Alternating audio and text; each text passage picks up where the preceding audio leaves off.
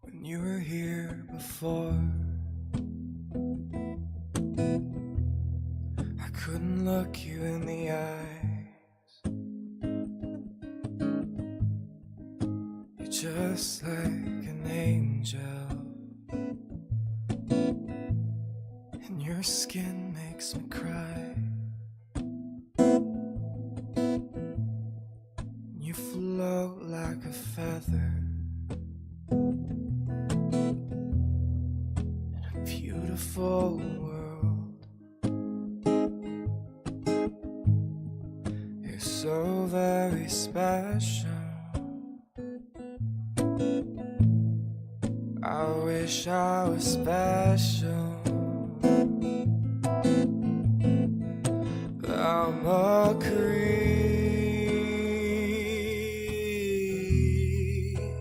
I'm a weirdo. What the hell am I doing here? And I don't belong here. I don't care if it hurts.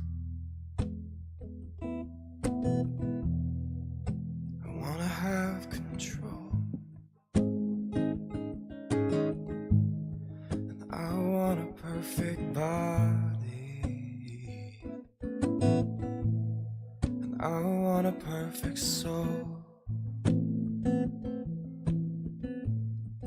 I want you to notice when I'm not around. You're so very special. I wish I was special,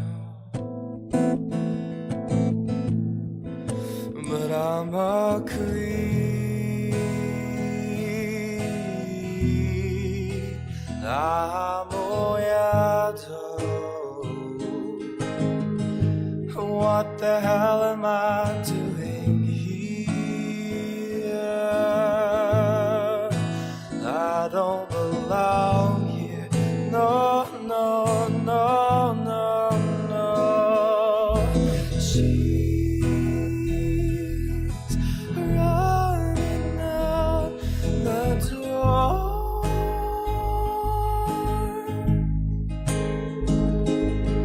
She's running out. She runs, runs, runs, runs.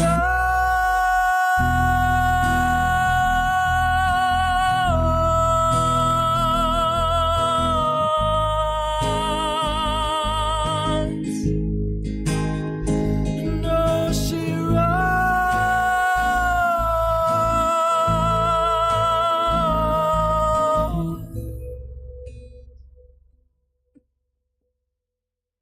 Whatever makes you happy, whatever you want. You're so very special. I wish I was special, but I'm a creep.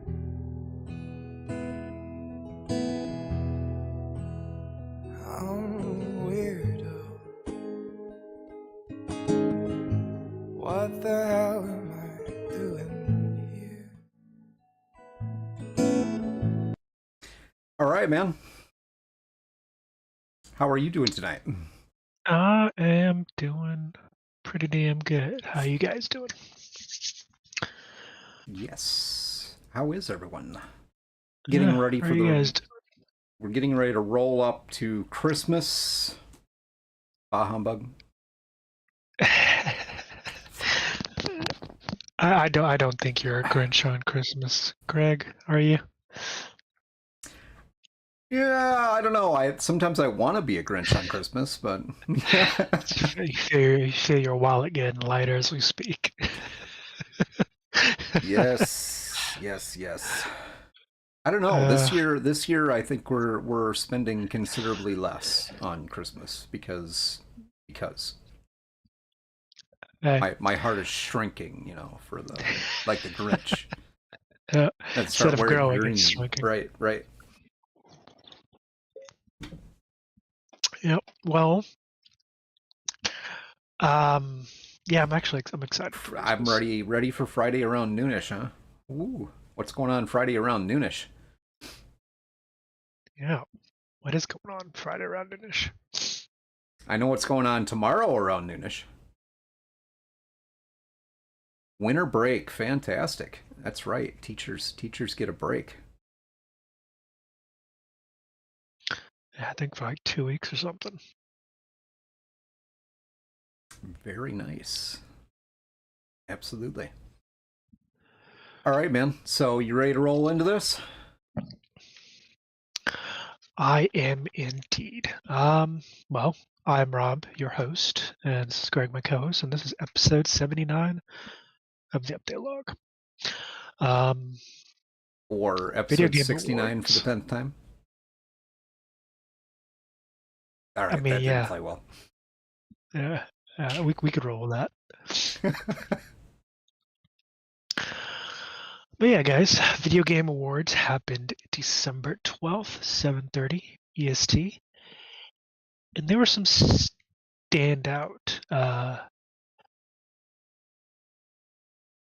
winners.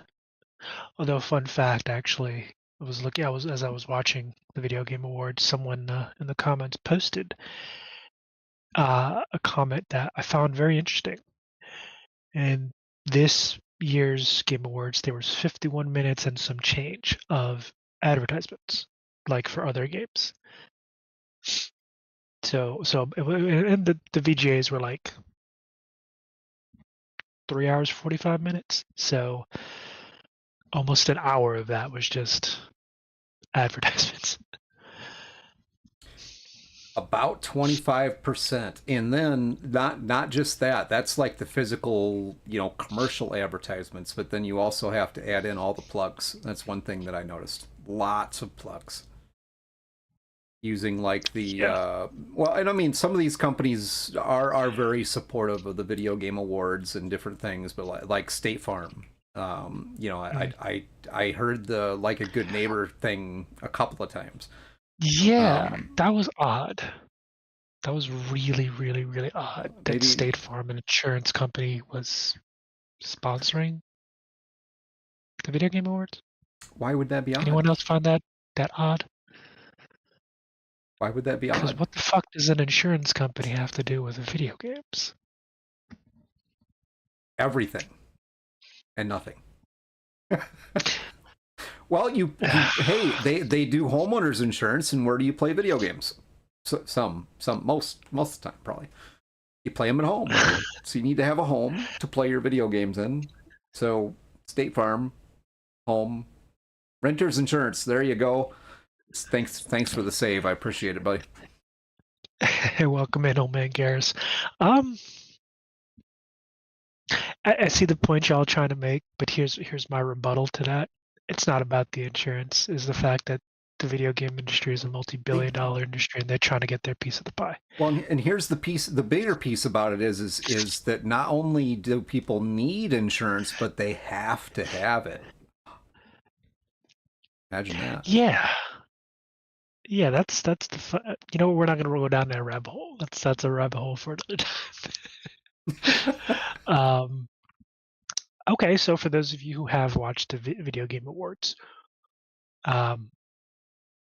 where do you guys want to start?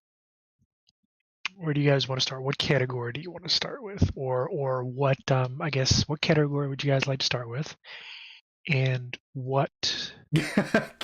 Old man Garrus wants to start with a controversy. Let's get into the controversy. I'm ready. Yep, controversy. Controversy. What's that? I've never heard of controversy before. Okay, old man Garrus. I am the most uncontroversial person. We could do controversy, but let's keep it to the game stuff. Game of the year. Oh yeah, the tech demo for Astro Boy. Yeah. Yeah. She does that. She's like, eye on the target.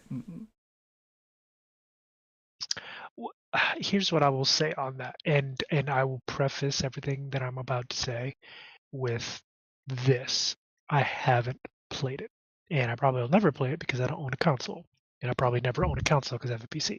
So yeah, maybe it looks like potentially you might not even have to own a console anymore with the new Xbox program they're running through.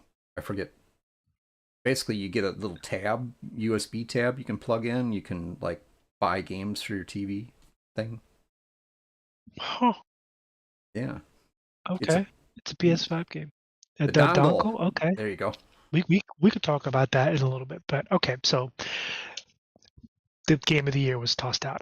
Well, let me just. It's Astro Bot, not Astro Boy. Astro Boy is a really, really good anime. Actually, as a matter of fact, Astro Boy is the father of anime.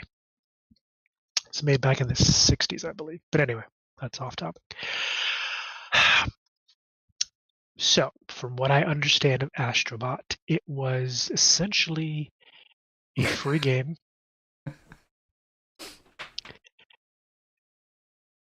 Brownie points before it takes out the route. So essentially, Astrobot was a free game that was put out by PlayStation, and I can't remember the studio's name, but I know PlayStation pretty much played a huge hand in that. It's on the PS5 for free. And here's my take on it. And I believe Harper was the one who kind of filled me in on a lot of the details here. From what I was told and kind of my own bit of digging, it felt a little cheap. And I don't want to say they cheated. Bleach. Harper says the way they handled it was bleach. Blah. I think that's the word she's going for. Blah. Yeah. Same thing. The thing about it is they put it in front of as many people as they possibly could. In that, I mean, it was on all PS5s. It was completely free. It was already in people's libraries. They could download it.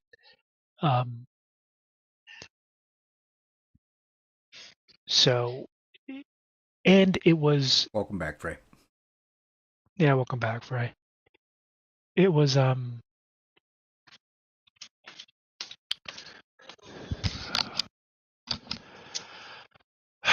do I put this? You're extremely challenged and troubled tonight, man.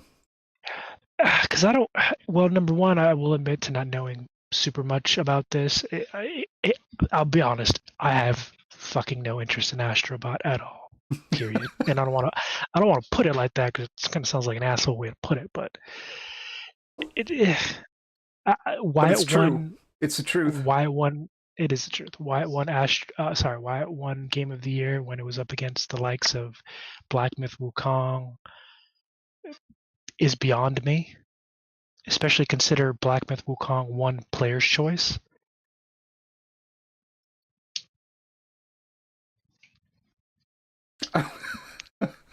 And I'm pretty sure if you dig a little deep, you'll see that Sony probably helped sponsor the VGAs at least a little bit.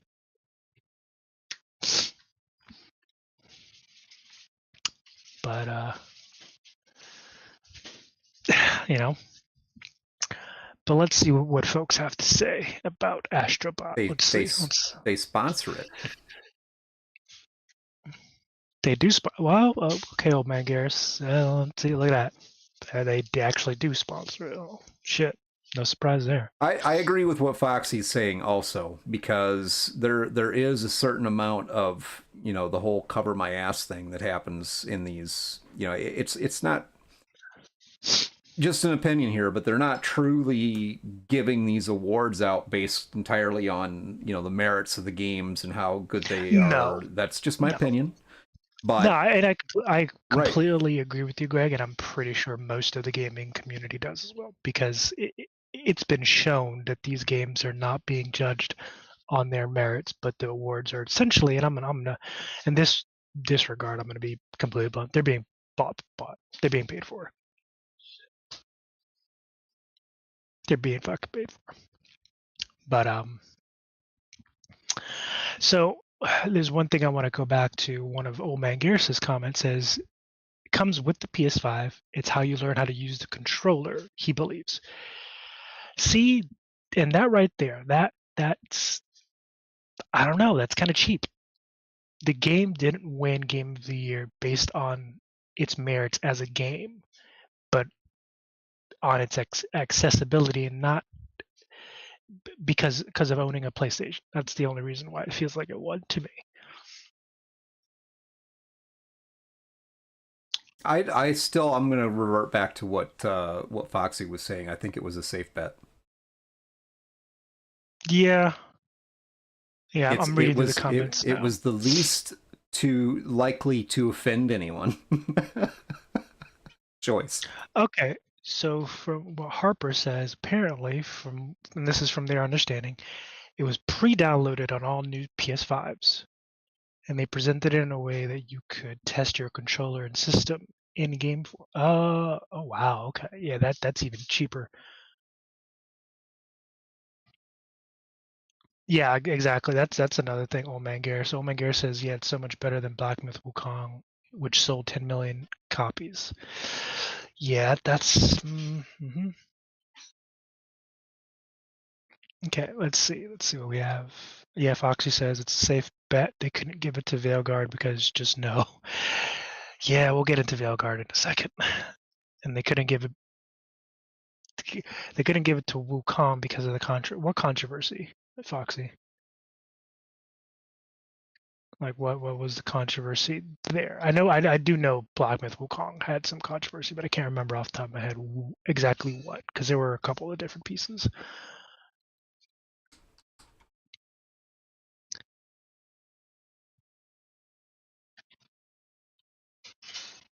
Let's see what we got.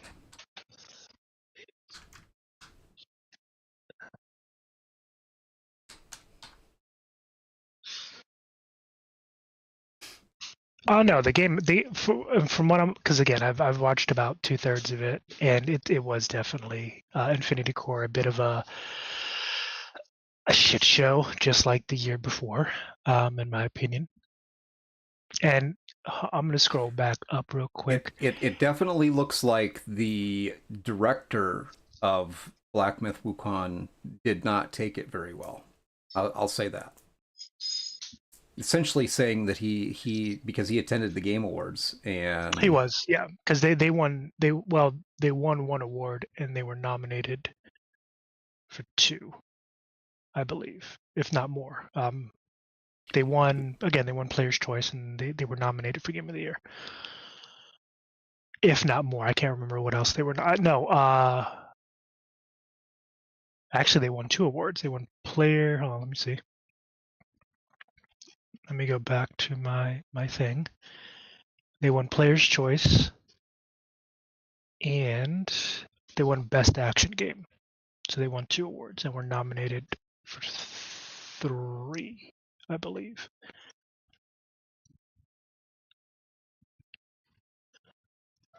So it sounds to me like they feel like they've been snubbed the last 2 years in a row. Yeah, I mean they walked away with some stuff for this year, but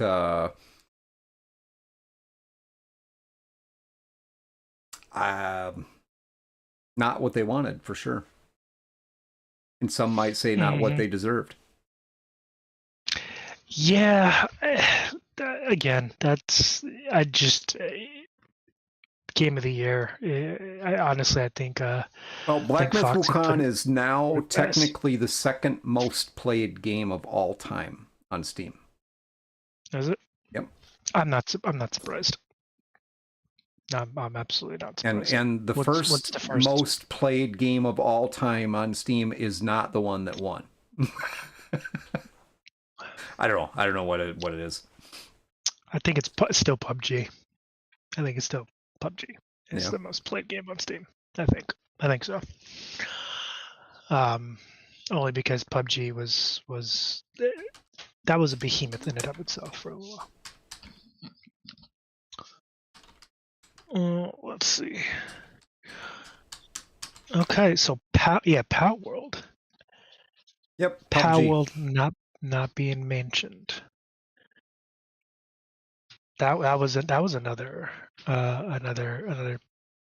weird one. Also, Space Marine 2 wasn't even on there either. That one kind of annoyed me, considering how popular that fucking game was.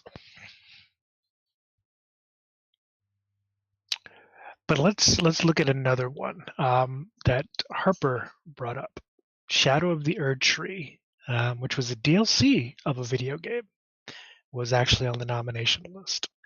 What do y'all think of that one? Because that one's an interesting one, because I can kind of go either way there. They did get to see a drunk Han Solo, because I'm pretty sure Harrison Ford was drinking. Yeah. I would have been drinking.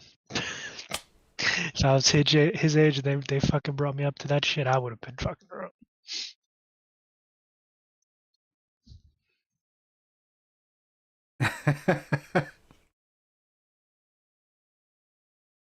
I see. That's definitely a good question right there. Is a DLC, is a DLC a game or just or just expands the existing game? I'm gonna say it can be both, because Yeah. it's an expansion of an existing game for sure, but if that expansion is comparable in size and scope to the original content, then I mean it could be considered its own game as well. Yes, and I will actually agree with you there, Freybrand. I do agree with you as well, Greg, that if a DLC is, as you said, in scope and in content the size of an actual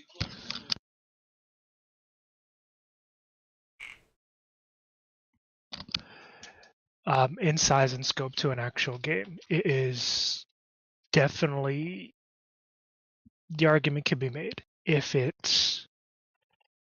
but in that case, as Freybrand said, they should probably just made it a DLC, best DLC category, because there's plenty of games that come out with DLCs.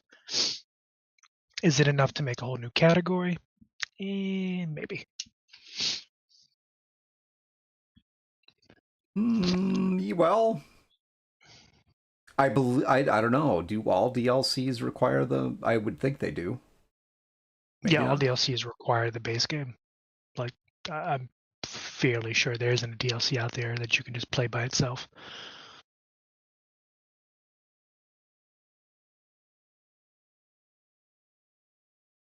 Garrus, if Baldur's Gate 3 releases a DLC, then it can go for GOTY next year. Yes. Well, that game will always have a place on Game of the Year list. Always. Well, that answers the question then, right?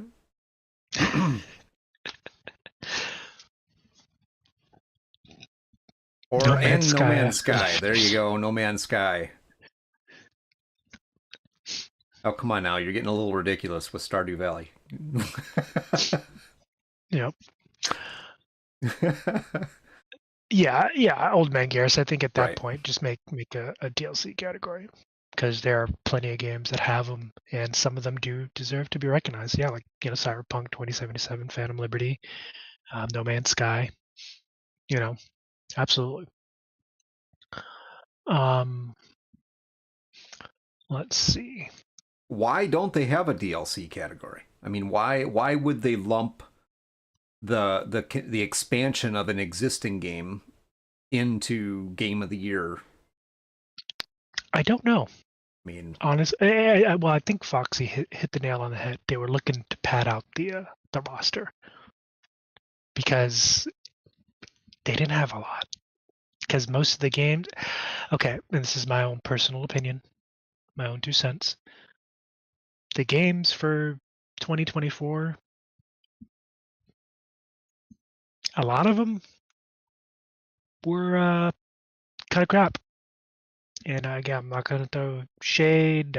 We can do that off screen if we want to do it. But you had games, it's still, you had big games like Concord that came out. right. That, I mean, Concord is closed. The game is done. The studio's closed. That was supposed to be a big deal. You had the Veilguard was supposed to be a big deal. It was a flop. You had a lot of these games that came out that were supposed to be big deals that they just weren't. Yeah, it was a garbage year for games. But here's the thought for you is this. If it's supposed to be the Game Awards for 2024, then it should be the game, regardless of how good those games actually are, how they compare to games from other years. I mean, it's supposed to be the Game Awards for 2024. Right? Yeah. So even if every game that came out in that year was hot garbage, you still got to pick one as the best for that year. Right?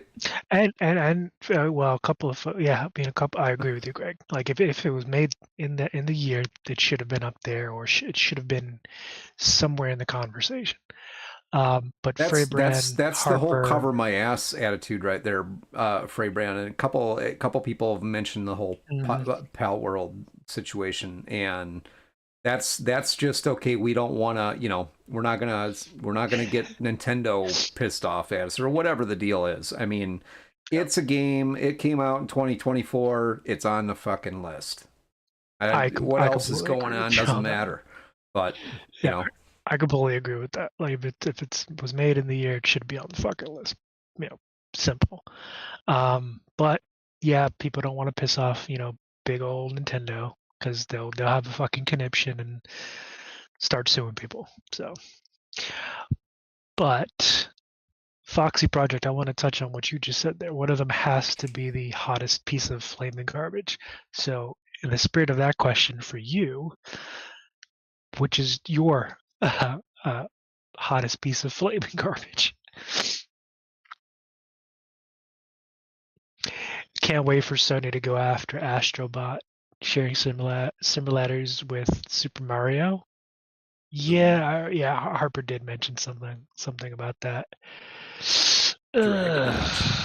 Dragon Age. Besides Astrobot? Sure, Old Man Garrus besides Astrobot. You did say Dragon Age, Frey. What was that again? What was that idea? I didn't catch it, Frey. I've watched enough Dragon Age the Veilguard.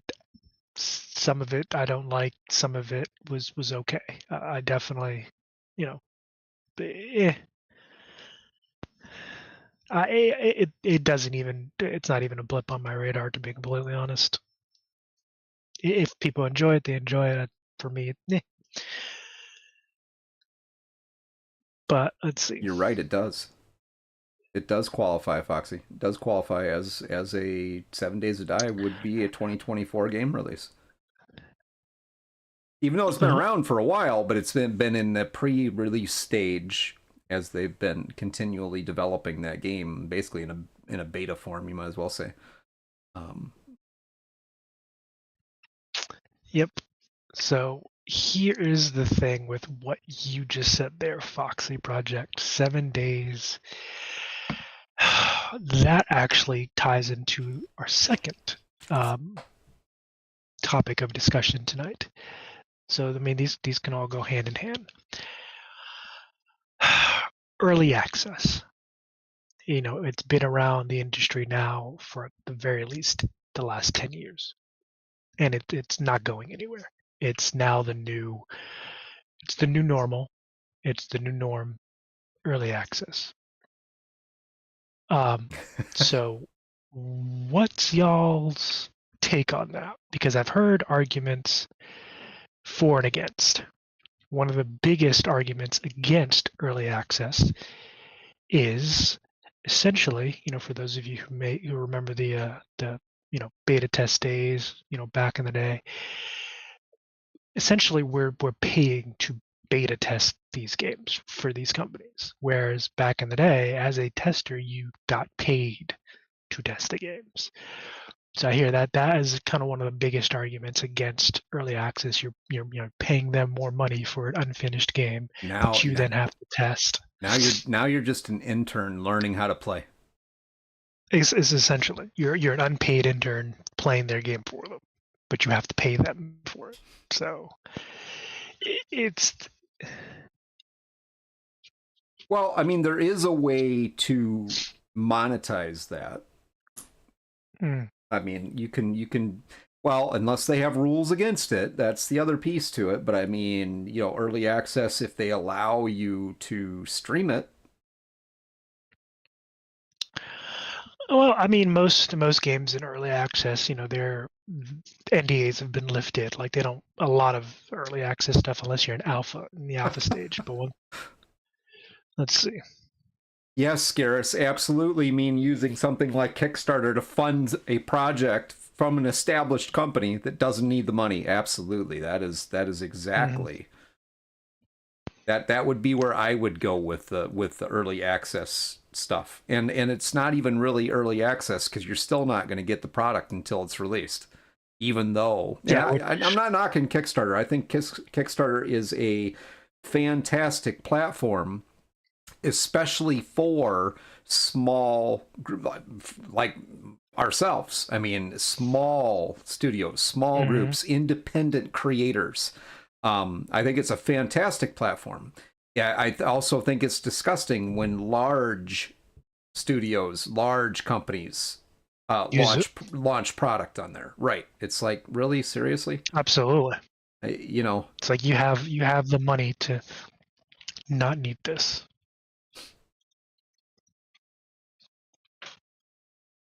Right. Especially when you look at some of the names that are on there. And I mean, there are some fairly large publishing companies that routinely put product out on Kickstarter. And hey, that's the platform's there. They're able to do that. It's kind of disgusting to me.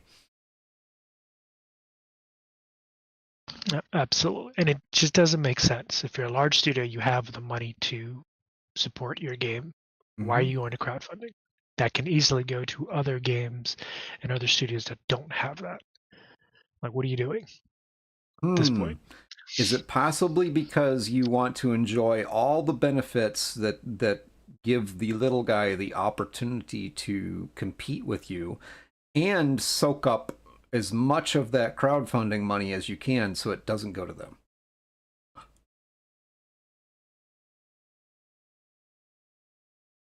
I don't know, maybe. I mean, you're not necessarily wrong, Greg. That's a kind of about, at least in my opinion, what sums it up there. I mean, if you really want, you got the early access piece that's out there anyway. Generally speaking, you can get a lot of, like, your bigger publishers. You can get pre-order stuff anyway. Am I suggesting want to have their cake and eat it too? Yeah, I know. It's a ridiculous suggestion that anybody would be greedy enough to want to try and squeeze out the competition or take advantage of a platform like Kickstarter when they don't really need to. Yeah. Yeah, of course. Let's just hearsay, Greg. What's that? I said that's just hearsay. Yeah. Couldn't possibly be true. Yep. And Foxy Project, you actually hit on something that I've discussed with Harper kind of off screen a number of times. It's with relation to 7 Days to Die, they had an early access that was years and years in the making, and it was cheap. as most early accesses are. They're typically they're not tons of money. But then when the game came out, they didn't add anything, and they like doubled or tripled the price.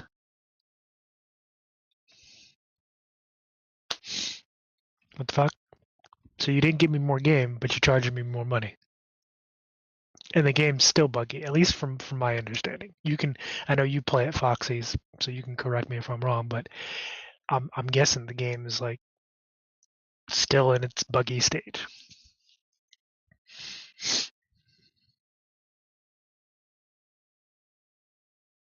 Okay, yeah, Garrus, ideally, yeah. I don't, when it comes to the playtesting piece or beta, basically, getting those pre-launch versions of your game out there so you can let the audience help you perfect the product.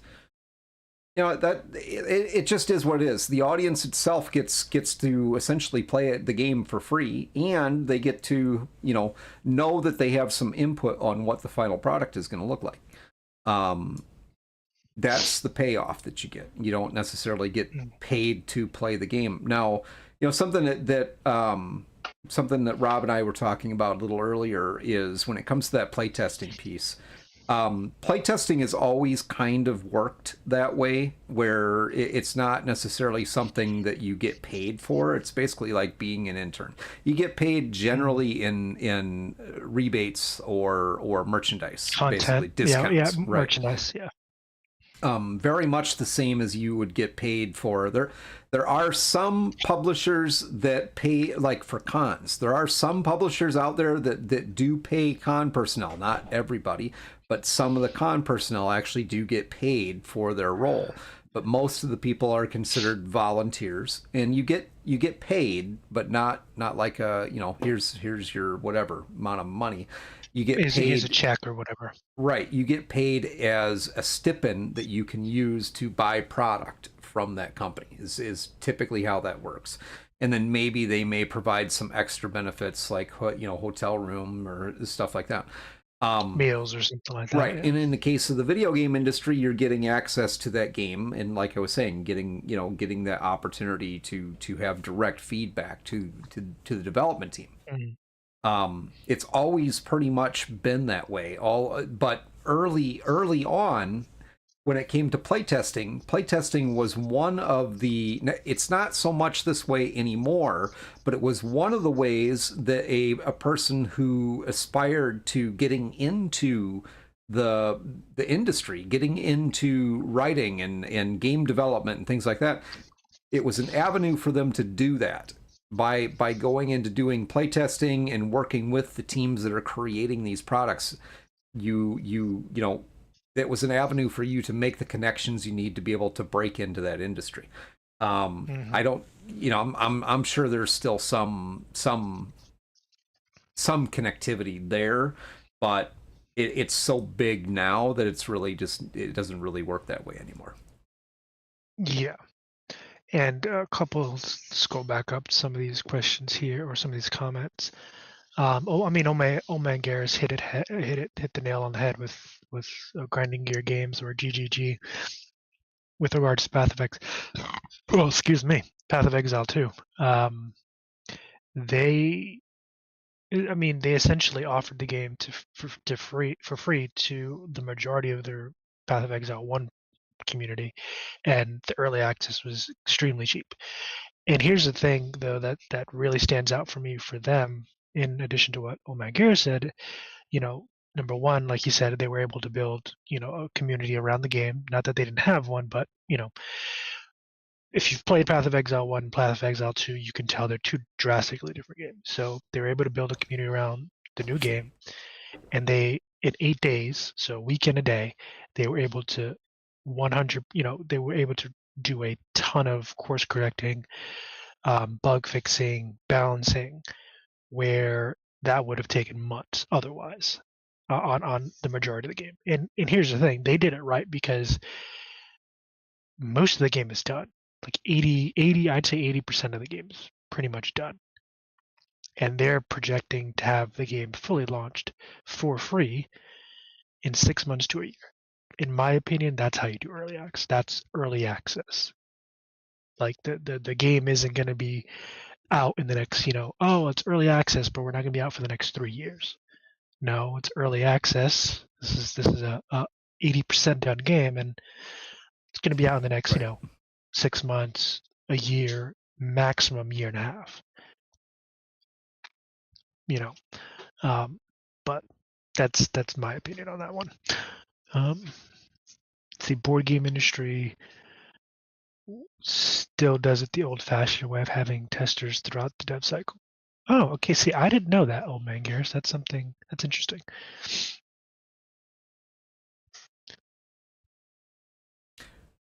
Right.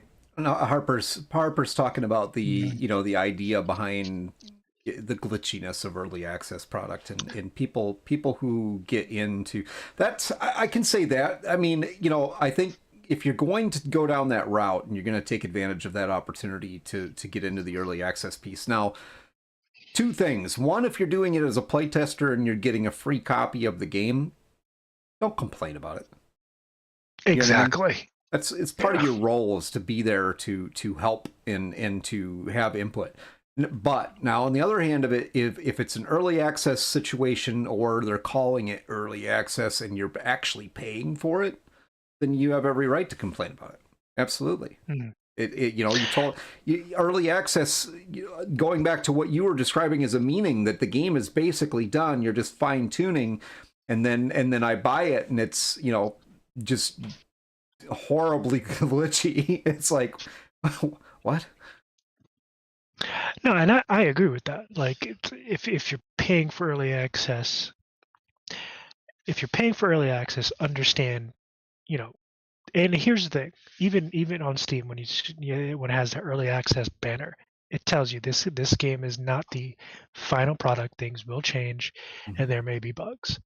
And I think people just don't fucking read that, because then, like, again, they'll complain about it. Okay, granted, I understand most early access titles now you're paying for it, so yes, in my opinion, you have some room to complain, but it's early access. There are going to be bugs. Early 2024, we did actually there's several And yes, people Old Man Garrus, I completely agree with that statement. Several people. I don't want to. Go ahead. Sorry, go ahead. I don't want to repeat it, but go ahead. Well, there's several people in the stream tonight, including us, Rob and I, that worked on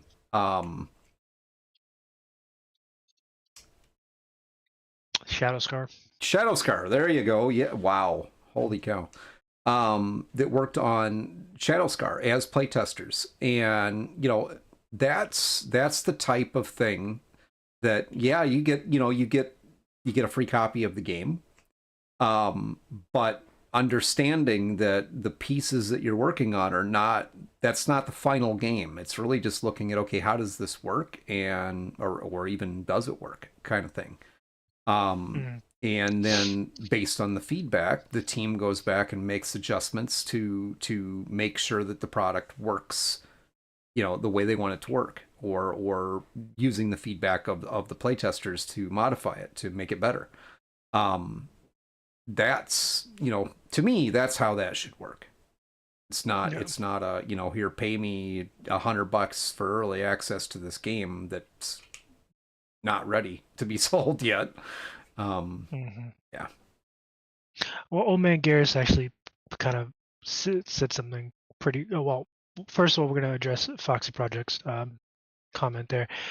They said, I've also seen devs see how people were playing the game and then kind of change things at their base so that type of play was no longer, didn't work anymore. I have seen that as well, and how to address that, because there is something inherent to that where the called intention. Whenever a designer has an intention for something, if it's not going as intended, if things are not falling out as the design was intended to be, should they change it if people are having fun? That's always for a game developer, that's always a really fine line to tread. It's like, well, people are having fun, with this. You know, people are enjoying this. I mean, there's certain games, and I can't remember them off the top of my head because they're very notable games, but they're notable games that have had bugs for years, and they're just features now. And the players are okay with that. So, or janky stuff that again players have are you talking about every game that Bethesda's ever made? Sorry. Probably. Probably. But yeah, there's plenty of games out there that have those kind of things where the players fell in love or really enjoyed a certain thing that was completely not intended, and the developer decided to leave it in. You know, in some cases decided to completely get rid of it because that's not what the intention was. Honestly, I think as a developer, you need to play that by ear, and you know, at the end of the day, listen. Okay, not at the end of the day, but listen to your community, but also, you know, it's a tough judgment call either way, because you definitely, as a developer, want your vision of the game to be what's out there. But you know, if your players are having fun with something, let them have fun with it. Well, and again, you know, everyone's gonna have a different answer to that one. I brought up Bethesda, but here's the thing: Bethesda has a lot of titles that, I mean, I love Fallout. I'm a big fan of the Fallout series. But the thing about it is that a large portion of their community has been built around those glitches. And they are, you know, in part, I would say, responsible for a large, healthy modder community as well. Now, you know, you can say what you want about the reasoning behind that, but I mean, they've basically created their games with the idea being that they're open to that, open to the modding community, and hey, come on in and you know, mod these games. Absolutely, help us fix the stuff that don't work right. Make it the way you want it to be. So there's that. I mean, in essence, in defense of Bethesda, there are some shady practices that go on there. I'm just gonna say that right out. But they built their community around that, where you have other game studios that you know, and smaller game studios like Larian that, you know, they didn't build their community around, hey, here's our glitches, fix them. You know, as a matter of fact, although plenty of people did build up tons of mods for BG3, but I don't think that was from a glitch perspective, more of a, you know, BG3, you know, Larian is giving us such a prime, you know, template. I want to do more, you know, especially because they were working with you know, such a well-known IP like Dungeons and Dragons. And Dungeons and Dragons, you know, tabletop, you can do almost whatever. But with Baldur's Gate 3, it was a little bit more constrained. So you had modders who wanted the freedom of tabletop in BG3. So, and to Larian's credit, they did bake in I think it was this latest major patch or the one before that, mod support, like already baked in mod support. So they definitely, they're open to people playing the game how they want to play it. Modding definitely extends the life of games. That's you, and because you look at the effect of modding on streaming. I mean, a lot of the games, you know, obviously new release, you're gonna do your playthrough, you're gonna play the base game because that's what people want to see. Do all those things, but then once you've done that, then it becomes okay, now it's time to mod it. And you know, using mods has become very mainstream for, you know, a large portion of gamers. A lot of streamers. And well, especially and streamers, and gamers now. Yeah, my rule of thumb is if I'm playing a game, I always play it standard first. I never mod a game. I always play it as intended first, and then if I get the itch. I played ESO standard for the first 3 years. God help you. Never modded anything. That must have been hellish. I've never modded Fallout, or I've never modded Fallout. I've never modded Cyberpunk 2077. I actually modded that either. I have to change that. I did do some mods in Fallout 4. I finally decided to try some mods in there. So another to answer one of the other questions for Old Man Garrus, he said PoE2 the day the first balance patch came out, videos were all over from people complaining that their builds were broken because the skills were balanced. Now, yeah, that is one thing with early access that you'll see a lot is that people, here's the thing.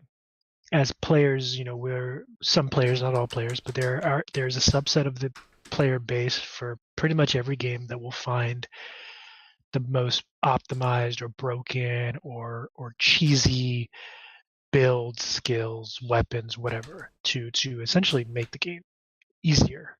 ARPGs, which is what Path of Exile 2, or an action adventure, action RPGs, excuse me, not action adventure, but action RPGs, which is what Path of Exile 2 is no different. You're going to find the build that can let you one-shot an entire screen of shit and completely fly through a map. And PoE 2 is notably, by the developer's own words, trying to move away from that because that's something you see in PoE 1, which they're still supporting, by the way. But yeah, people are going to bitch, oh, you broke my build. It's like, well, no, it wasn't intended to play that way. So sorry to burst your bubble, buddy.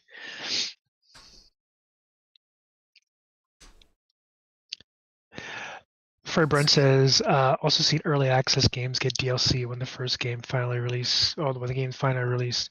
It's a different game, name game, and all they see is once again behind a paywall for more money. That is one of the other critiques against early access for brand, and I completely agree with people getting pissed off about it. It's like you release a DLC for an early access title, a game that's not even out, you already have DLC for it. And here's the thing, here's the dirty secret that I think a lot of players are waking up to about DLC content. A lot of times DLC content isn't actually new fucking content. It's just content that they had to cut to meet the deadline. Or they cut it out because they could make the project more profitable that way. There you go. That to me, that is fucking dirty. Kind of the old adage, the old adage about disease and cure. You create the cure so that you can sell the disease, type thing. Mm-hmm. Oh, I think you have it backwards. You create the disease and sell the cure. I said it correctly. Oh, you said it right. Okay, all right. But yeah, like that shit pisses me off. When I learned that, that shit's disgusting. So studios that do that, please don't stop. Just stop. Just have whatever cut content that was supposed to be in the base game, have them in updates. Just have them in updates. It's okay. It's all right. As Sven Vink said in the and going back to the VGAs, Sven Vink finally got his 3 minutes. By the way, I'm just for those of you who didn't watch it, he finally got his 3 minutes up there, and he delivered one hell of a fucking speech, boy, which basically boiled down to what we've been talking about this whole year: respect your player base, respect your studio, respect the people that create Sven the games. Vink from Larian. From Larian, there we go. For those of you who don't know who he is the owner, or one of the owners, and basically the head honcho at Larian Studios. Basically, his speech, go watch it. It's great, but I'm going to boil it down for you. Basically amounts to treat your team, treat your developers, treat your player base, treat your communities that develop around your studio and your games with respect as people, deliver quality fucking content, deliver a quality game, and the money's going to come. It's stupidly simple.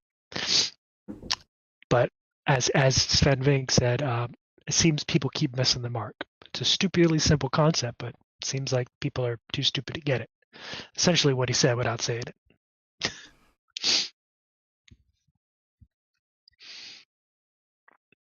I mean, it is what it is. Adios, Harper.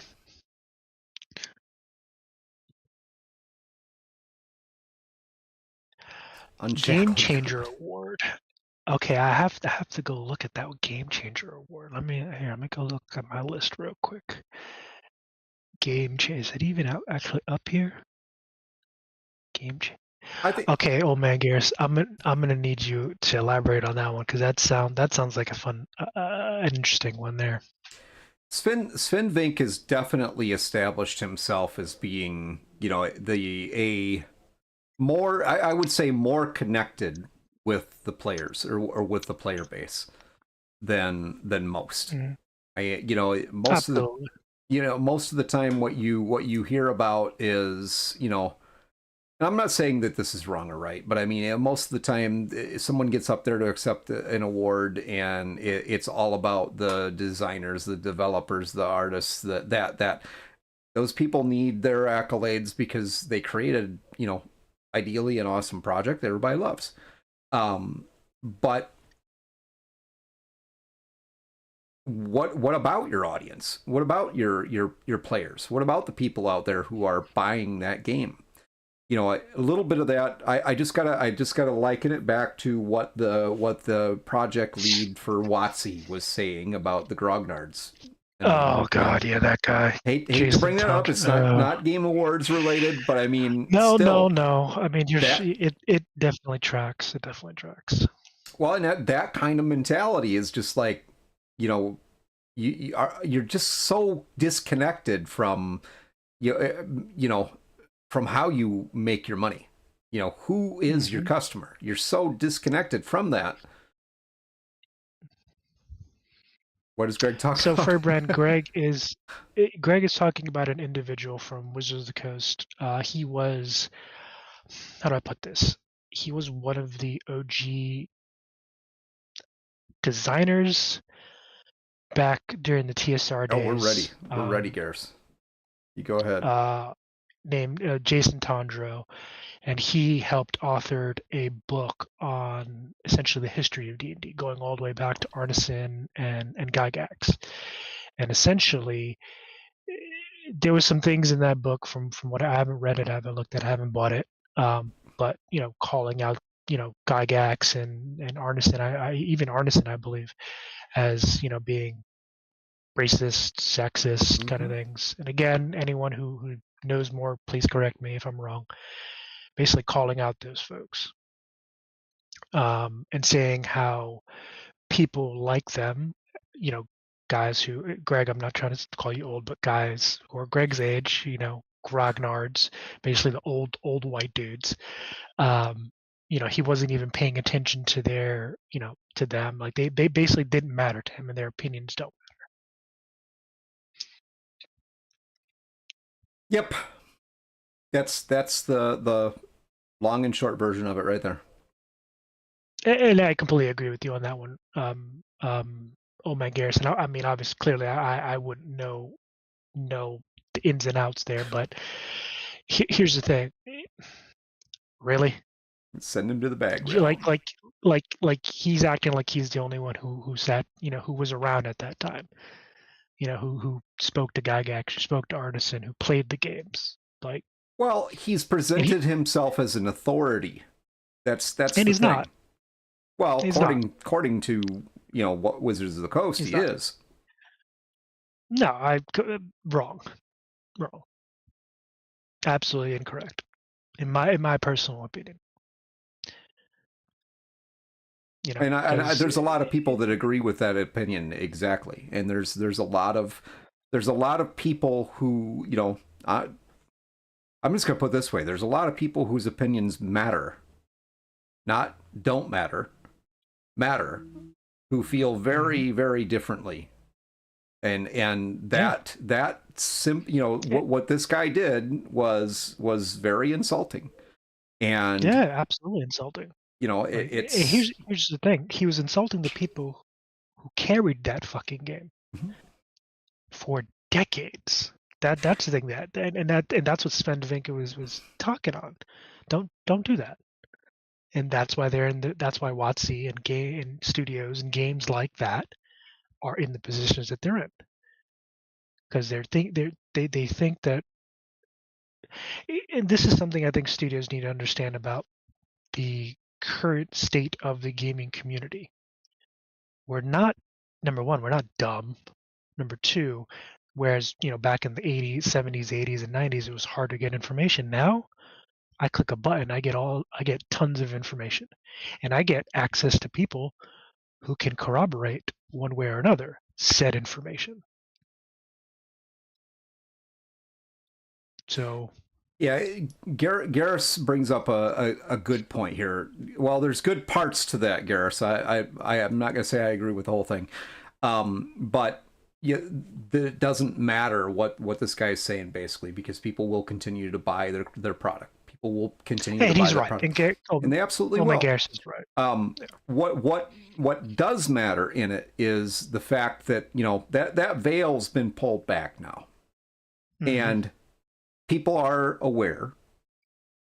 People are becoming aware, and what you'll see happen out of that is that people are going to start turning to other game platforms. They're going to start turning to other opportunities that are out there, and that's a slow starting thing, but it's potentially, where is D&D going to go? Not saying it's going to die, but it's going to go back to what it used to be, where a smaller niche of people played it. Well, something will have to change. Yeah. Or as as Old Man Gear said, especially with Old Man Gear said. I believe it was Old Man Gear who said it. Hold on. Oh no, sorry, Unholy Pawn. Old Man Gear said the previous comment, as Unholy Pawn said, Critical Role is moving away from D&D. Oh, yeah. Critical Role was the ambassador for D&D, and with them not showcasing it anymore, they're going to take a bigger hit, a much bigger hit than I think they even realize. You are, and just to comment on that, Garrus, I agree with what you're saying, that WotC is going for a new audience. Absolutely, they are going for a new audience. I'm just on the side of saying that's a bad idea. I understand the target audience has shifted. I understand that 100%. And that's completely fine. But for that IP to do what they're doing the way they've done it is, wow. Okay. All right. It's a Budweiser move. I mean, that's really what it comes down to. It's a Budweiser move. Oh, hey, we're going to go after a totally new audience and completely alienate our base and watch our company fold up and go away. Then we saw what happened the last time someone did that with, i.e., Budweiser. I'm not saying that they shouldn't, take steps to entertain drawing in that new audience, to grow your business. Fantastic. But don't come out and tell your base, hey, you don't matter anymore. To hell with you. Your opinion's garbage. We're not going to listen to you. Really? Really? What happened to Budweiser? I mean, their sales dropped in the tank like almost immediately. Yeah, but Old Man Gears did bring up a good point. Digital sales, which is what WotC is moving to, were high this year with this last quarter. With the release of the 2024 Player's Handbook, the newly released Dungeon Master's Guide for the 2024 edition. Yeah, they're and again, their stuff was high. So the Monster Manual isn't coming out until next year, I believe. Oh man, Gareth. But you are right though. They did do pre-sales. They do pre-sales. I am one of those grognards who is shifting. I'm gonna try out other games. I mean, not that I haven't anyway, but I mean, I am going to focus my attention in other areas, other realms, and just simply because, hey, I mean, you've made your decision. You've come right out and told me, and I take that very personally. You've come right out and told me my opinion doesn't matter to you. Okay. Then I'm not going to buy your product anymore. Hell with you. Yep. Yeah, pretty much. I'm a grognard. I identify as a grognard. They will not be getting anything from me. There's plenty of other, fantastic game systems out there. I mean, large and small. You have Pazio. You have, I mean, just so many. You have Pazio's out there. Free League has some fantastic game systems out there that are fantasy-based game systems. A little bit more into they're fantasy, but a little bit more based in a sense of realism as well. I love them. Symborum's one, Vaesen. I mean, there's a bunch. You also have some other studios out there, smaller studios like Trollord Games, which has some fantastic fantasy systems as well. Castles and Crusades. I mean, there's all kinds of stuff out there. Yep. So I gotta circle back real quick to the video game awards. As obviously we've shifted over from that particular aspect of the conversation, but I do want to ask the question based on the the showcases, the trailers and stuff like that you guys saw. What are y'all excited for? Because they did have some stuff that I'm excited for. Two big games that I'm excited for. The Night Rain DLC for Elden Ring. Oh no, sorry, it's not even a DLC. It is a new co-op game based in the Elden Ring universe. So they're expanding. Called Night Rain. I'm gonna have to do a little bit more digging into it, but I'm excited for that one. And The Witcher 4. I'm genuinely excited for that. So anybody else out there with anything that they're looking forward to that was showcased? Mass Effect 4, fantastic. The Last of Us 2 remastered PC port. Oh yeah, they're doing a remaster of The Last of Us 2 that I don't know why they're doing a remaster of that particular game, considering a lot of the community did not like it at all. Well, I mean, they got to put out something because you got to have that additional add-on sales for the series, the TV series. So TV series was actually really good, but then again, it had Joel in it, so. Unholy Pawn said Mass Effect 4. Yes. These TV series have done miracles for the games. I mean, absolutely. I mean, huge sales boosts for having these. I envision we'll have more short run series that are made based off of video games. I think that'll be. I wouldn't be surprised. Would not be surprised. It's huge because people watch the show. If you like the show, you buy the game. Best game direction.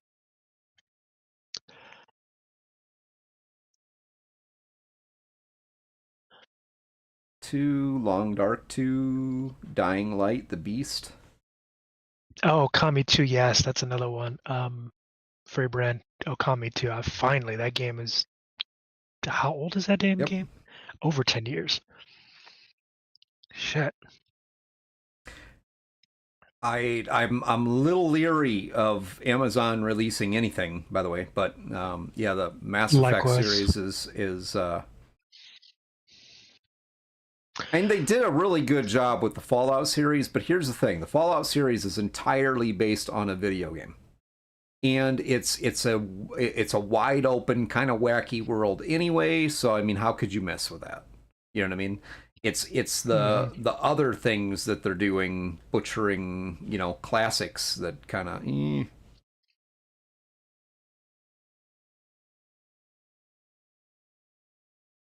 Yeah. So anything they want to release based on a video game, I think is going to go well. And Netflix, Greg likes those. Yeah. I love them so much. And he's talking about the Rings of Power and the Wheel of Time piece. In name only. Both of those shows are in name only. They could mess up Halo. I agree with you. They could, absolutely. Likes, not loves. Oh, okay. Yeah, I'm like you, Frey Brand. I'm excited for a handful, but the majority of them, I'm like, meh, whatever. We'll see. We don't talk about Halo. I do love the Wheel of Time, but the Amazon show by the same name is not the same thing. That's all I got to say about that. Oh man, Gears. Oh, you mean Gears of War? Are they doing a Gears of War TV show? Halo with Master Chiefs. Gears of War. See, that's a series that could go very, very right or very, very wrong very, very quickly. We shall see. We shall see. Halo with Master Cheeks. Well, the first Halo series piece. I mean, honestly, I actually thought that was good, but again, it does not follow the lore. It's not, yeah. For people who are not familiar with Halo, they probably really liked that series. Thought, wow, this is really cool. Maybe even some people who liked Halo, or they're just not as strict with the lore piece, You agree to disagree. That's okay, man. I'm here to disagree with. The one series that I am tentatively excited for, and this has been steeped in tons of controversy, Warhammer 40K series with Henry Cavill, and only because he's in it and he is an executive producer. But the big caveat there is Amazon is still the one producing it. So we shall see. We'll see, Unholy Pawn. We shall see. Because here's the thing. Amazon now has rights to showcase any follow-on stuff like movies or shows. So they bought, from what I've heard, and again, this could be,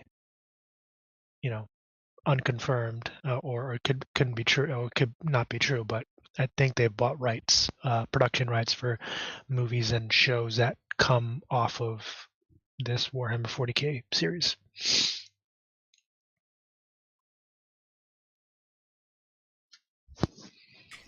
I have not watched. I'm interested, but the fact that it's buried behind paywalls, I'm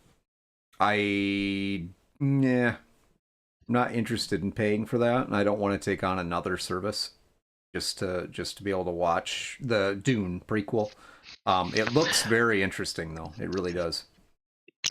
Yeah, I did see that was out. I might check it out. I know it's going back about 100 years and it's focusing on the Bene Gesserit. Yeah, it sounds like Garrus is trying to tell me I'd be extremely disappointed. It sounds like it, and I've learned that I think I'll trust his judgment. I'll watch the first episode just to see for myself. But yes, Free Brand, The Secret Level, for those of you out there who haven't seen it yet, Amazon has put out a series called The Secret Level, which has a ton of awesome, like, little self-contained short stories. One of them is with Keanu Reeves in Armored Core. I think it's playing off Armored Core 6, Fires of Rubicon. That shit was amazing. And then the Warhammer 40K one, They Shall Know No Fear, that shit was dope. Whoever showcased and wrote that story, they have to be a fan, because that was awesome.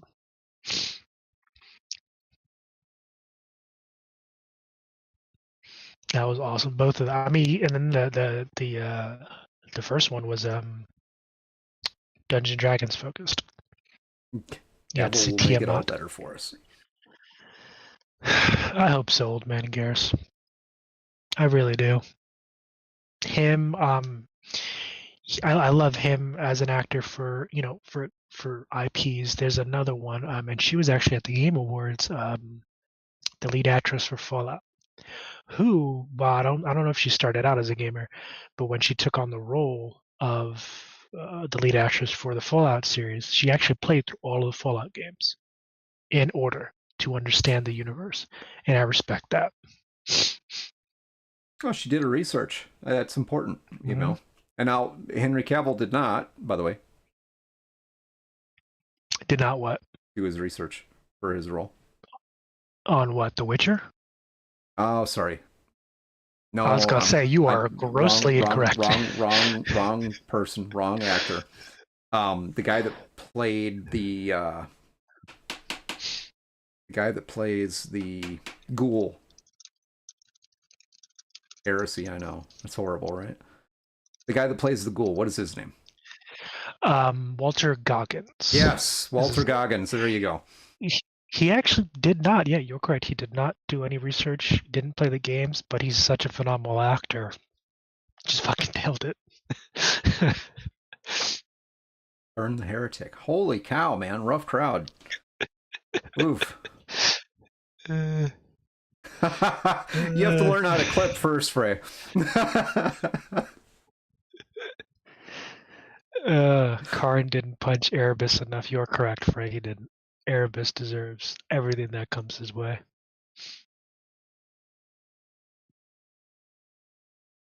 That is a challenge, my friend. Absolutely. You are correct, Foxy Project. He did, like, Walter Goggins, just as an actor, is an amazing actor. So I can forgive him not doing his research. He even said, he's like, I'm not a gamer, but even though he's not a gamer, I think he respected the script, he respected the character, he respected himself as an actor to do things the right way. And again, he's just a really good actor. I think he understood what the character needed and he delivered. So he played that role. You would never. I never guessed that he had no clue about the series, about the lore, nothing. Yeah. So I mean, they just put it in front of him and said, "Here, this is your role. Read through it." And amazingly, he is a ghoul. I mean, what you would expect of that character being a ghoul. Awesome. Yep. Okay. I gotta clean this. Oh man, Garrus, let's fix this. No. How do we fix that? He did send it to me via Discord, so I'm gonna post it. What is it? It's a clip. Gotcha. I think we've got you on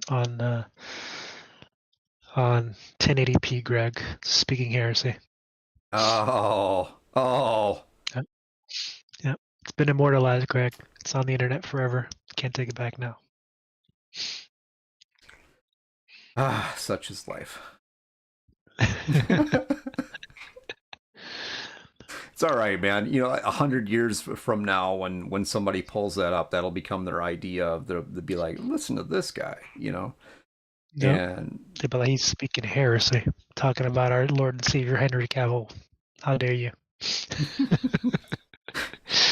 But someone else will put up an argument and be like, what? Unholy pawn out here saying that Henry knows nothing about 40K. Let's see. Foxy Project says, really though, I think he understood from the script what the ghoul went through before the bombs dropped and how that would change a person. Absolutely. And you see it in the before and after of the ghoul's character. I can't remember the actual character's full name, but you see it in the before and after. Yeah. How the characters changes over the years. So obviously he had the background of the character because he's got, if it's his role, you get those things. Not just script and lines, but you get an idea of who the character is that you're supposed to play. That's just, you would have to do that piece of it anyway. Knowing your lines type of thing. I think he did a fantastic job with it, and for not being a gamer or not being a fan or a huge fan of Fallout, he just nailed that role in my mind. That's what I would envision that person being like. And he played it very well. Oh man, Garrus, what category was that you're talking about? Because I definitely want to look that up because Uh-oh. Freybrand that just sounds became dangerous, by the way. before behold I am behind it. And God, no, you know what they say about with great power, right, Frey? Comes great responsibility. Game Changer The Award. Game Okay, I'm gonna Changer look this up. Award. We I'm just gonna we look just had a this up. game changer. We have Freybrand with the ability to do The clips now. ability to. Who won that one? Make lots of clips. Yes, make lots of clips. I love clips. And I can bet he'll make only the ones that are the least amusing for me. That's okay. So the Game Changer Award.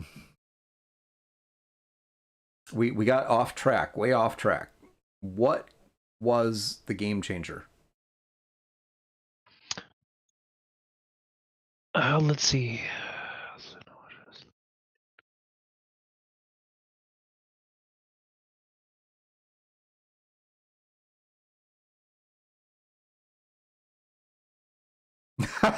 Oh, we're never on track. I think that's probably more accurate. okay. So Like 5 minutes right at the beginning, we're kind of on track, and then from the derailed after that. looks of it, it was a new award given to Geoff Keighley, who's the head honcho of the video game awards. Number one, didn't acknowledge the last year's layoffs, and he announced a new Game Changer award, which went to Amir Setvat. Was an employee of Tencent, and he does pro bono support. I think. Am I looking at the right stuff? Yep, December 13, 2024. Okay, I think that's it. Huh. Is that what you're talking about? Oh my gears.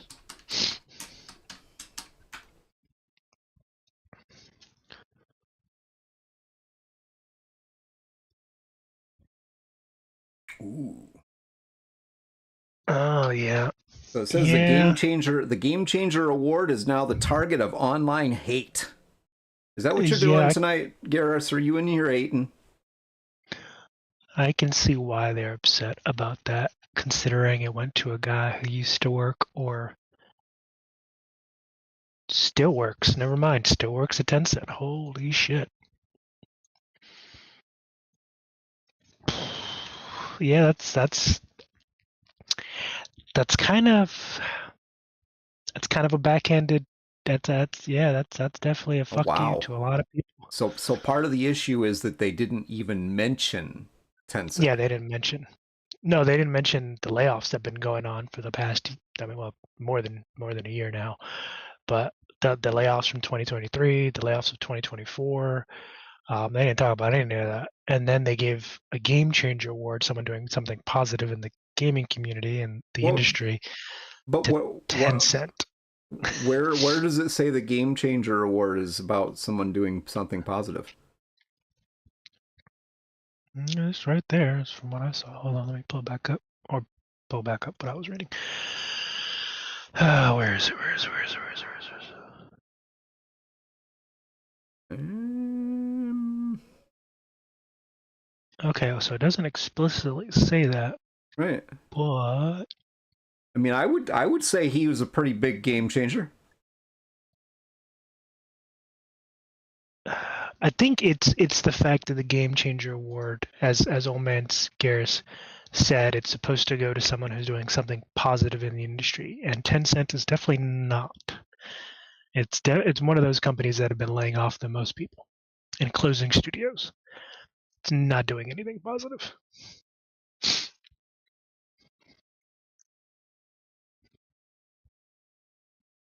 Hmm.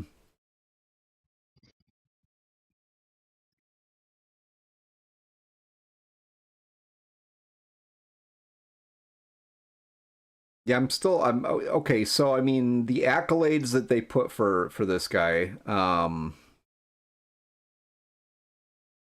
is one that he created a job placement program helping 3,000 people.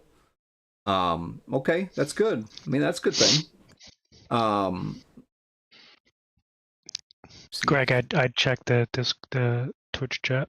Omega's put something very relevant in there. Oh, really? All right, let's see.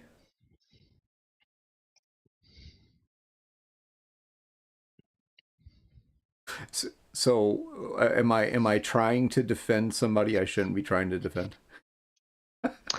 I'm not really trying to defend him. I'm just looking at what it's telling me here. And obviously there's an issue that I agree with. You know, not sure why this guy got this award, because he did. You know, they focused only on some individual things that he did, and completely left out the tremendous bad things that he was a part of. Maybe did part of, for sure. Yep, and that's the reason why people are like, "What the fuck? Why would you give that person of all people a game changer award?" What that award is supposed to signify positive aspects and positive actions taken in the industry. They didn't mention how many of those 3,000 people he was actually responsible for being displaced. I mean, when they gave him the award, they didn't mention that. Personally, I'm surprised that award didn't go to Sven Vink, but that's just me. Well, considering his speech, I can see why he didn't get the award. He's not a team player. You got to be a team player to get awards. Yeah, he's not towing the line like everybody else.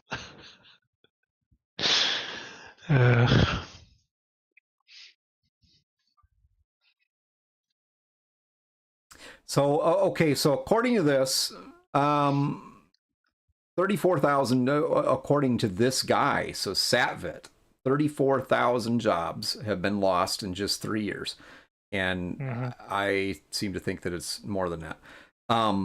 Many affected people will have seen, apparently they created a Google sheet that's out there, which has developed into a function and location job board linking job application pages. This is his project that he did, and that's part of why he's getting this award.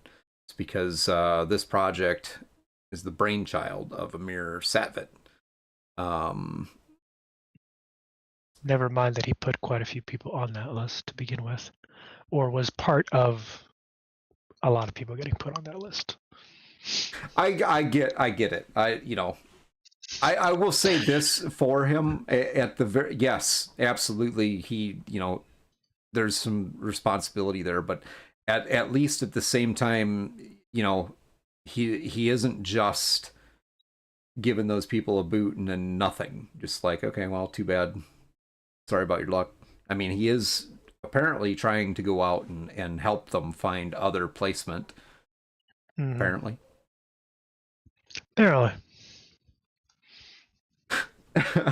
Okay, let's move on now.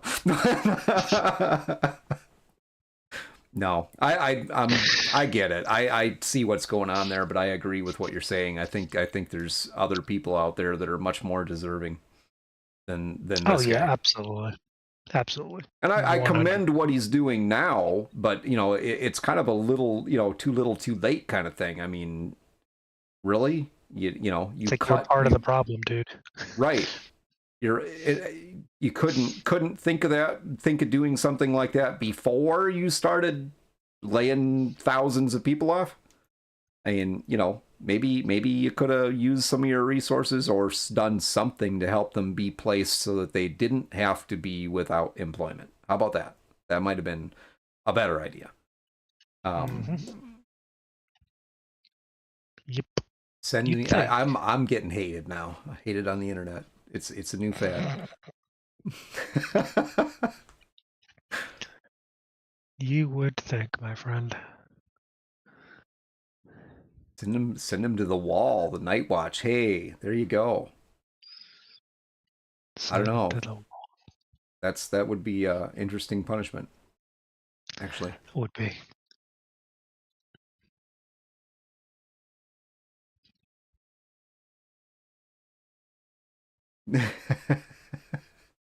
Wow.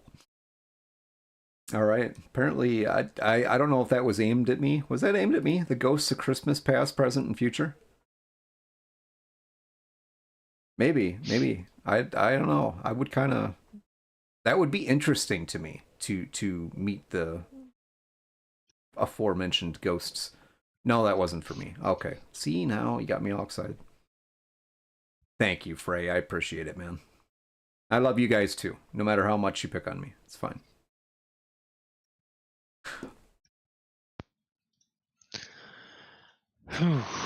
What do we, Ebenezer Greg? Wow. Ebenezer Greg. What do we? That has what, actually. It has kind of a ring to it, though. It does. Maybe I should change my name to that. It's not Razmataz anymore. It's Ebenezer Greg. I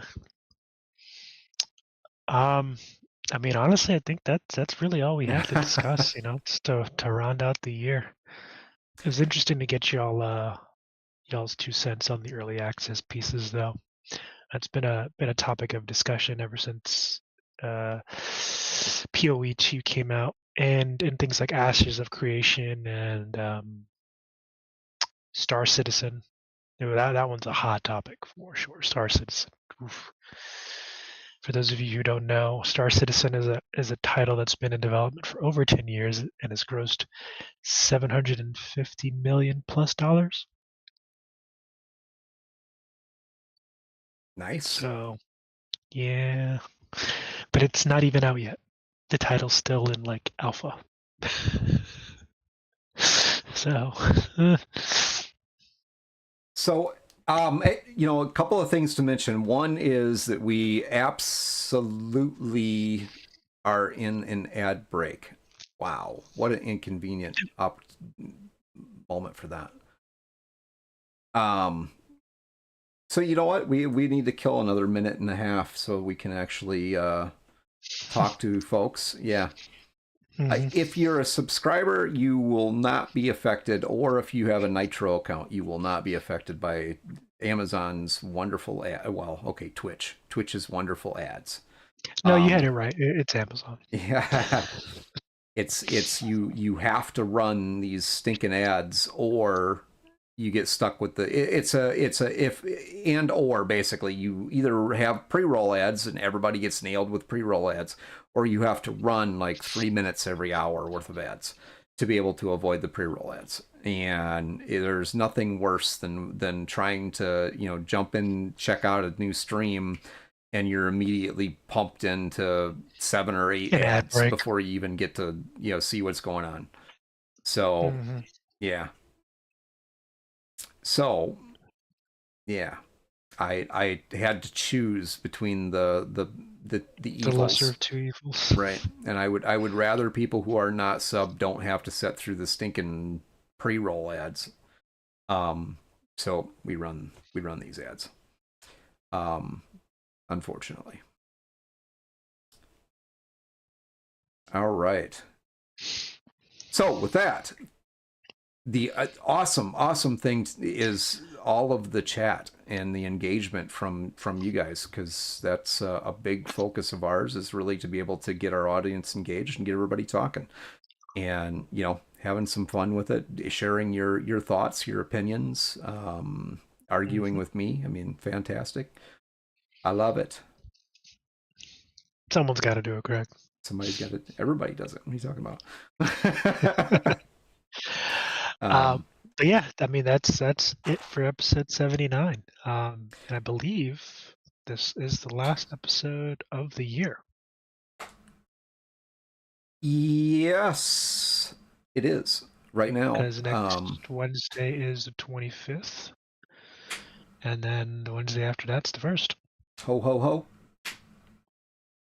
Absolutely. Last episode of the year, Frey.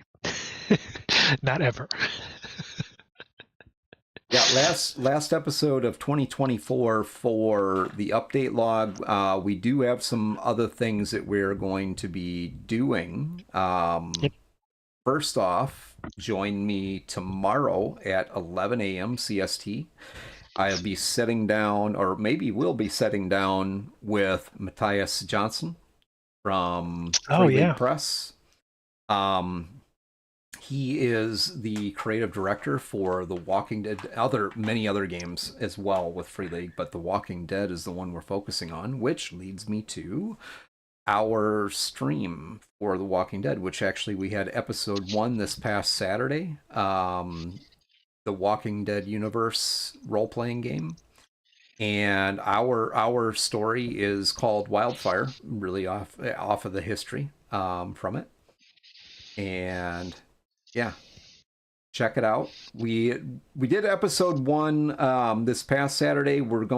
Episode 2 is going to be spaced out a little bit because we're going to put it after the holidays rather than trying to pack everything into the holiday time. Everybody needs to do their own thing, spend some time with family and all that stuff, and we don't want to be interlopers with that. So Yeah. episode 2 is looking like it will be on January 4th. I believe that's the Saturday after the 1st. Yes. It is. Yes. Okay. So January 4th is when we're looking at doing episode 2. Go back, watch the VOD, or check it out on YouTube once it's posted. We are going to post the video piece on YouTube as well. Really awesome series, having just a ton of fun with it. Couple of the cast members are on in the audience tonight. Foxy Project is one of those. Foxy's also a fellow streamer, so go check her out. And Infinity Core is also one of our. Actually, I think everybody in the cast is in the chat tonight. Unholy Pawn as well. And we might have a guest appearance coming from Robert Ramos. Yes. I will be on that one. So we're having Matthias on tomorrow morning. Yes, having Matthias on tomorrow morning. Nice, very nice. So very nice. yeah, and then I also want to roll in a kind of off stream and get book 7 of the Wheel of Time. Not tomorrow. Wandering endlessly. Welcome in. Awesome. Wandering endlessly actually was on watching Saturday night, so really appreciate that. Thank you very much, Wandering. We're working on developing that stream into a series. It is also one of the games that will be running at GaryCon coming up in March. So definitely take a look at that. If you're going to be attending GaryCon, hey, come play some games with me. Myself and on Unholy Pawn, who's part of my team, are going to be running games at GaryCon this year. So come check it out. Yeah. And if I can make it, I'll be there, but I might just be there as a spectator. Awesome. I might be there as a spectator. Come cheer these guys on. But chances are Greg will rope me into running something. I already know. I can already see the wheels turning. But yeah, that's if I can make it. But that said, I think yeah, this is the last episode of 2024. A good note to end on. We talked about the video game awards, which take it for what it is. As we all discussed, the industry is still changing. In some ways for the better, in some ways not so much, depending on who you ask. But ultimately, I think folks are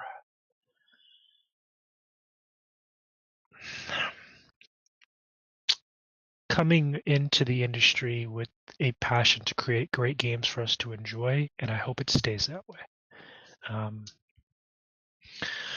We'll see what happens the year 2025. All we can do is continue to talk about that and push the ideas that we have. I agree with 100%. I hopefully 2025 definitely sees some positive changes in the industry, and we can get out of this funk that we've been in for the last year or so. Yeah. Studios still pumping out good stuff, and again, folks just coming to the table to create good games with no other agendas or what have you, other than just creating good games that people want to play. That's it. I think if the industry as a whole can kind of reset to that zero, be good to go. Awesome. All right, guys. I think with that, we'll call it a good night tonight. Thank you all for being here and listening to our crazy nonsense and gaming. Thank you guys for tuning in. Yeah, thanks you guys for tuning in for the last year. Going into 2025, hope to see all of you there. Excuse me, happy and healthy and playing more video games and games in general. For those of you who do celebrate, happy Merry Christmas, Happy New Year. For those of you who don't, have a good holiday.